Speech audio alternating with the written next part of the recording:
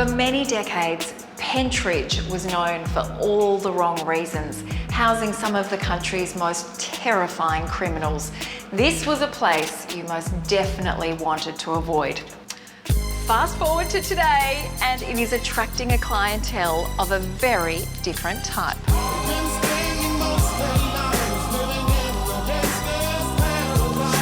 Pentridge is the largest prison complex ever built in the state of Victoria and sits just a few k's north of Melbourne CBD in the suburb of Coburg.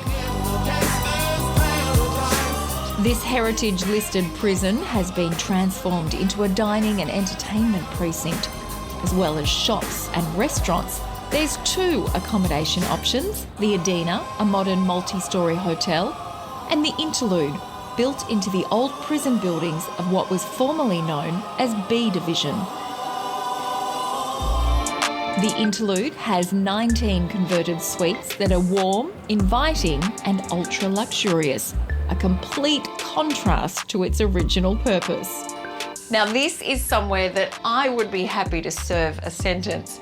From 5 prison cells to 1 luxury suite, it is quite the transformation. And it was no easy feat. Without any blueprints, engineers had to work with what was in front of them. Little things like the aircon is under the bed. Normally you would put it in the roof, but the roof is full of rubble to stop prisoners escaping. Many parts of the prison are preserved in the original state, and the National Trust runs tours so visitors can explore the inner workings of this historic site. So Livinia, here we are outside H Division, or Hell Division as it was known back in the day. It was a maximum security division, kind of a punishment division within Pentridge, where the harshest and most difficult criminals were housed. It was created in 1958 after an infamous escape, and it operated until 1994.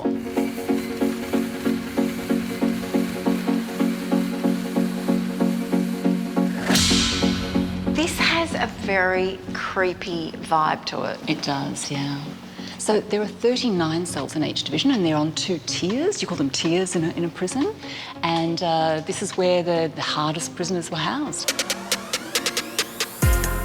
It wasn't just the living conditions of H Division that were hellish, but the daily routine.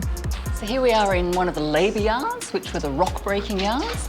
Prisoners would spend 8 hours a day out here breaking bluestones. They would use those hammers to break them into fist-sized pieces by lunchtime, and then they spent their afternoon making thumbnail-sized pieces out of them. And what did they use the smaller rock for? Nothing. It was just pointless labour, just really to show them that they were here to be punished and spend their day doing this hard labour that was for nothing.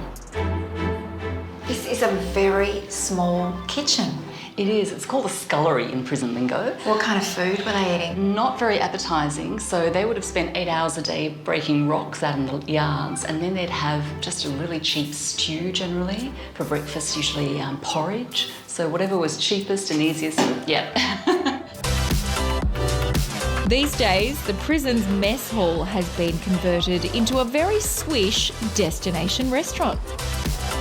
North and Common is accessed from both the Adina and the Interlude. What was your initial thought when you were asked to open a restaurant in a prison? It was a little bit of a surprise, I'll be honest. I think the build is absolutely amazing, though. You know, to convert something that's got so much history into something as beautiful as it is pretty impressive.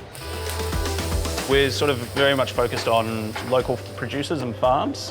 We've got a couple of farms within sort of 10 to 20 minutes away, and we let them guide what we do on the menu. So very focused on seasonality and making sure that we're using what's coming out of those really amazing suppliers. Delicious. Absolutely delicious. You've been hit by a smooth criminal. There's also an on-site wine bar.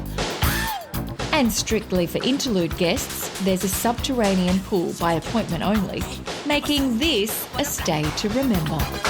I imagine prisoners in Pentridge would have spent many hours plotting their escape. However, I am hatching a plan to linger a little longer.